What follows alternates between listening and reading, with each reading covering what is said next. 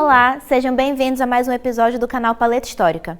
No episódio de hoje vamos conhecer um pouco mais sobre o surrealismo, o que foi esse movimento, quais são suas principais características, quais são as suas influências e as suas principais obras. Bom, o surrealismo ele vai surgir num contexto de verdadeira desolação depois da Primeira Guerra Mundial. O mundo passava por uma situação de angústia, de tristeza, medo e desespero. Assim, os artistas eles sentiam que as pinturas que eram feitas até o momento não expressavam a verdadeira angústia e o verdadeiro sofrimento provocado por essa situação de guerra. Assim, os pintores pretendiam demonstrar nessas obras o sonho, o onírico, mas também aquilo que era o simbolismo, o oculto, o misterioso. Mas por quê? Esse movimento ele foi profundamente influenciado pelas novas teorias de Freud, do inconsciente e do subconsciente, ou seja, começava a ser revelado aquilo que não estava no nosso consciente, mas sim a nossa imaginação, aquilo que nós não tínhamos acesso totalmente. Assim, o surrealismo ele também vai surgir para confrontar a sociedade burguesa da época, que acreditavam ser muito conservadora e que asfixiava aquela realidade que se vivia. Por isso, eles queriam romper com esses convencionalismos. Assim, a pintura surgia cada vez mais com essa carga onírica, mágica, de sonho, e por isso as suas pinturas surgem com fortes simbolismos, porque o que eles pretendem não é demonstrar a realidade, mas sim a sua imaginação, os seus sentimentos e emoções, assim como outras vanguardas do século XX também. Isso porque eles foram muito influenciados pela psicanálise, pelo inconsciente e pelo subconsciente, como referimos anteriormente. Ou seja, tudo aquilo que escapava à realidade. Isso é que define tão bem o surrealismo. É um verdadeiro escape de tudo aquilo que podemos ver e a representação máxima do que podemos imaginar e sentir. Quando falamos de surrealismo, é impossível não mencionar Salvador Dalí. Ele de fato foi um pintor fundamental no movimento, mas ele surge no contexto europeu de destaque muito mais por um filme que realiza com Luis Buñuelos, que seria Un Chien Andalou.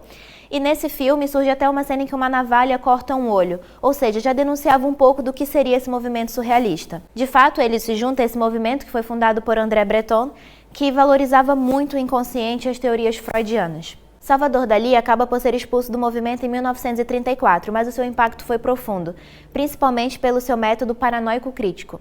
Esse método baseava-se em estabelecer ligações ou relações entre dois elementos que na verdade não poderiam ter relações visíveis num primeiro momento. Era sobretudo um estado mental que favorecia novas ideias, novas formas de imaginação, ao invés de uma realidade muito concreta e objetiva, que era precisamente o que os surrealistas tentavam se afastar.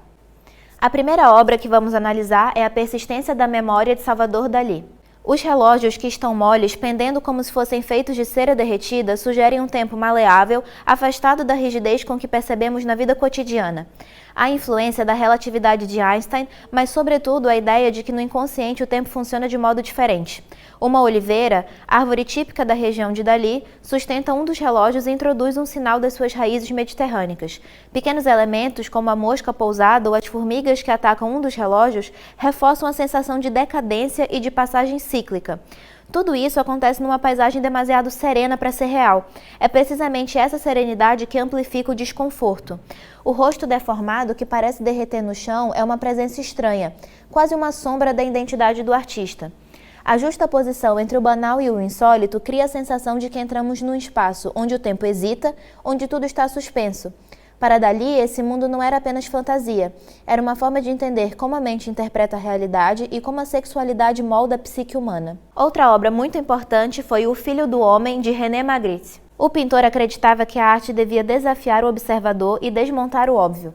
A figura masculina, impecavelmente vestida, surge diante de uma paisagem calma, mas o rosto é ocultado por uma maçã verde. Na verdade, esse não é um elemento estranho, é uma fruta comum, mas o lugar onde se encontra rompe o equilíbrio e cria uma camada intrigante. O banal impede o acesso ao essencial. Os olhos espreitam discretamente, lembrando que há sempre alguém por trás do que nós não vemos. Magritte sublinha assim a tendência humana de procurar significado escondido, de tentar ultrapassar o obstáculo imposto pela imagem. A sua pintura opera nessa colisão entre o real e o impossível, onde objetos cotidianos se tornam agentes do mistério. Outra obra muito importante de René Magritte foram Os Amantes. Na pintura Os Amantes, Magritte transforma um momento íntimo em algo perturbador. O lençol que cobre os rostos impede que o espectador aceda àquilo que deseja ver, o beijo, a identidade e a emoção. O casal torna-se universal e, ao mesmo tempo, inacessível. A frustração, tema recorrente da obra do artista, aparece aqui de uma forma muito crua. Muito se especulou sobre o impacto do trauma familiar de Magritte, a mãe afogada que é encontrada com tecido enrolado no rosto. Ele próprio rejeitou essas interpretações e insistiu que as suas obras evocavam mistério e nada mais. Para ele, o mistério não tinha um significado oculto, era simplesmente o que não poderia ser explicado. E é essa impossibilidade que mantém a tensão viva no quadro.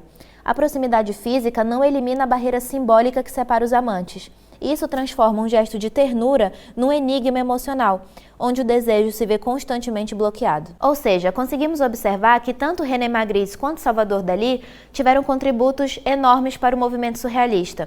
Dalí com seus quadros onde eram mais enigmáticos, com figuras totalmente fora da realidade, enquanto Magritte optava pelo mistério, pelo aquilo que era oculto, ou utilizar objetos comuns para causar algum desconforto. No entanto, ambos têm uma coisa em comum. Eles demonstram que a realidade é muito mais do que aquilo que nós conseguimos ver. E era isso que eles pretendiam com o surrealismo: se libertar das convenções da arte e mostrar o verdadeiro poder da imaginação, da criatividade e da fuga da realidade. Com o movimento surrealista, chegamos ao fim da nossa viagem pelas vanguardas no século XX. O canal Paleta Histórica espera que tenham gostado muito desses vídeos e se ficou alguma dúvida, podem deixar aqui abaixo nos comentários.